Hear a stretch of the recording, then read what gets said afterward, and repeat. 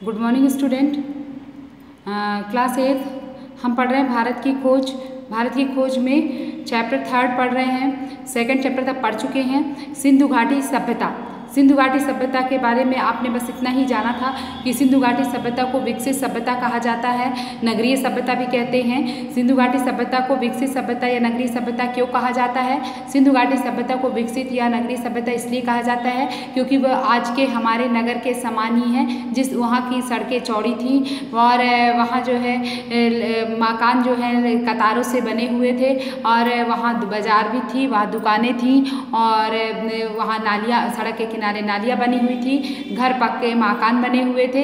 इन सब चीज़ों के कारण जो है सिंधु घाटी सभ्यता को नगरीय सभ्यता भी कहा जाता है। तो ये हम सिंधु घाटी सभ्यता के बारे में हम आज पढ़ेंगे कि सिंधु घाटी सभ्यता क्या है। तो भारत के अतीत की सबसे पहली तस्वीर उस सिंधु घाटी सभ्यता में मिलती है जिनके अवशेष सिंध में मोहनजोदड़ो और पश्चिमी पंजाब में हड़प्पा में मिले हैं। ये कहाँ मिले? हड़प्पा में। अंडरलाइन कर लीजिए। जिसके अवशेष हमें कहाँ मिले हैं? जिसके अवशेष सिंध में मोहनजोदड़ो और पश्चिमी पंजाब में हड़प्पा में मिले हैं। इन खुदाइयों ने प्राचीन इतिहास की समझ में क्रांति ला दी है। मोहनजोदड़ो और हड़प्पा एक दूसरे से काफ़ी दूरी पर हैं। दोनों स्थानों पर इन खंडहरों की खोज मात्र एक संयोग थी। इस बात में संदेह नहीं कि इन दोनों के बीच भी ऐसे ही बहुत से और नगर एवं अवशेष दबे पड़े होंगे जिन्हें प्राचीन मनुष्य ने बसाया होगा।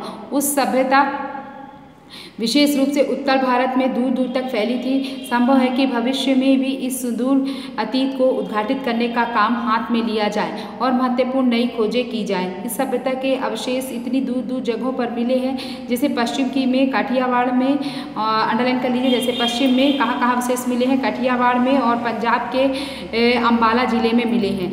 यह विश्वास किया जाता है कि यह सभ्यता गंगा की घाटी तक फैली थी। कहाँ तक फैली थी? गंगा की घाटी तक फैली थी। इसलिए यह केवल सिंधु घाटी सभ्यता भर नहीं, उससे बहुत अधिक है। फिर है अब तक जो हम जान सके हैं उसका बहुत महत्व है। सिंधु घाटी सभ्यता आज जिस रूप में मिली है उससे अनुमान लगाया जा सकता है कि वह अत्यंत विकसित सभ्यता थी और उस स्थिति तक पहुंचने में उसे हजारों वर्ष लगे होंगे। आश्चर्य की बात है कि यह सभ्यता प्रधान रूप से धर्मनिरपेक्ष सभ्यता थी। यह सभ्यता की विशेषता क्या है? धर्मनिरपेक्ष सभ्यता थी। यह किसी धर्म विशेष को विशेष महत्व नहीं देती थी। धर्मनिरपेक्ष मतलब किसी भी धर्म को विशेषाधिकार ना प्रदान करना धर्मनिरपेक्ष कहलाता है। धार्मिक तत्व मौजूद होने पर भी इस पर हावी नहीं थे। यह भी स्पष्ट है कि यह भारत में बाद के सांस्कृतिक युगों की अग्रदूत थी। सिंधु घाटी सभ्यता ने फारस, मेसोपोटामिया और मिस्र की सभ्यताओं से संबंध स्थापित किया और व्यापार किया। कुछ दृष्टियों से यह सभ्यता उनकी तुलना में बेहतर थी। यह एक ऐसी नागर सभ्यता थी जिसमें व्यापारी वर्ग धनाढ्य था और इसका जो व्यापारी वर्ग था वह धनी था और उसकी भूमिका महत्वपूर्ण थी। सड़कों पर दुकानों की कतारें थी और दुकानें संभवतः छोटी थी और छोटी बड़ी वहाँ पर दुकानें जो थी वो कतार में थी और जो है दुकान सड़कों पर दुकानों की जो कतारें थी वे और दुकानें जो है संभवतः छोटी थी। छोटी और बड़ी दुकानें भी थी। सिंधु घाटी सभ्यता और वर्तमान भारत के बीच समय के ऐसे कई दौर गुजरे हैं जिनके बारे में हम बहुत कम जानते हैं। वैसे भी इस बीच असंख्य परिवर्तन हुए हैं, लेकिन भीतर ही भीतर निरंतरता की ऐसी श्रृंखला चली आ रही है जो आधुनिक भारत को 6-7 हजार पुराने उस बीते हुए युग से जोड़ती है।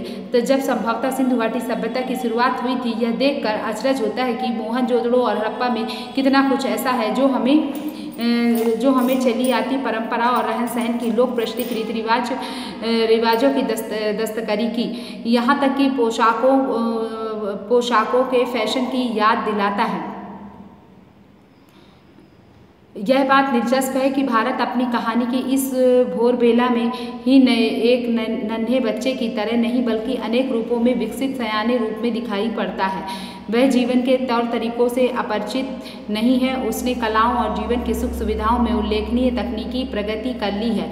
उसने केवल सुंदर वस्तुओं का सृजन ही नहीं किया बल्कि आधुनिक सभ्यता के उपयोगी और ज़्यादा ठेठ चिन्हों, अच्छे हमामों और नालियों के तंत्र का निर्माण भी किया और इस प्रकार नालियों का भी निर्माण जो है उस समय हुआ।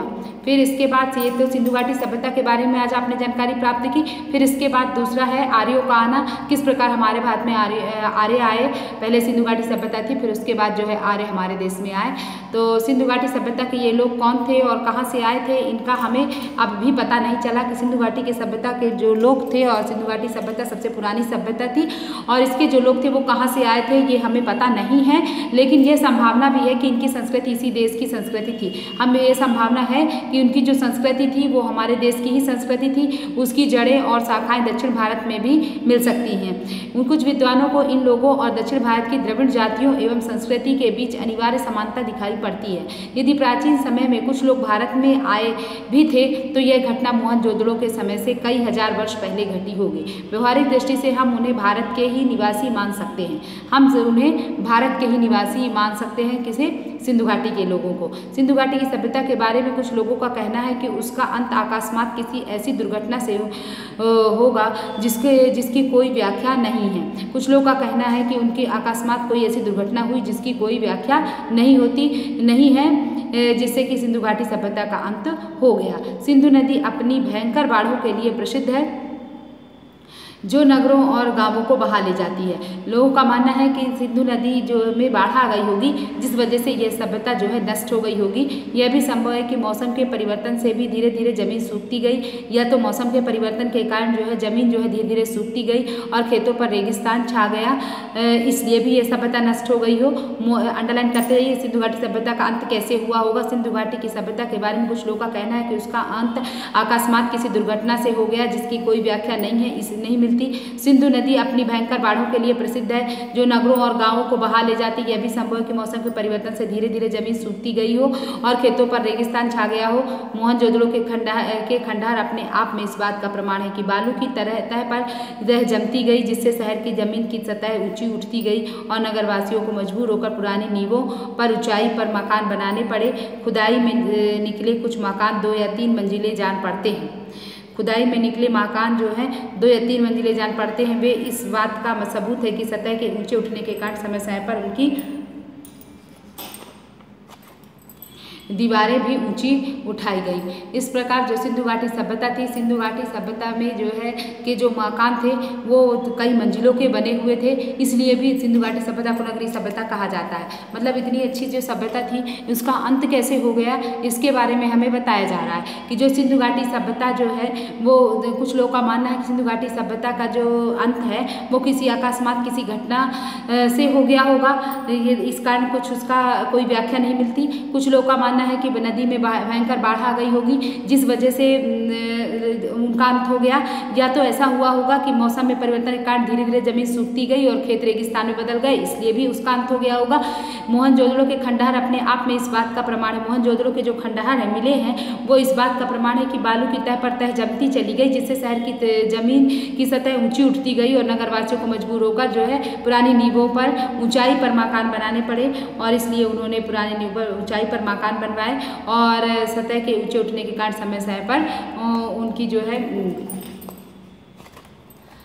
दीवारें भी ऊंची उठाई गई। इस प्रकार कई मंजिलें जो है मंजिलों के मकान बने हुए थे। हम जानते हैं कि सिंधु का सूबा पुराने समय में बहुत समृद्ध और उपजाऊ था, पर मध्य युग के बाद वह ज़्यादातर रेगिस्तान रह गया।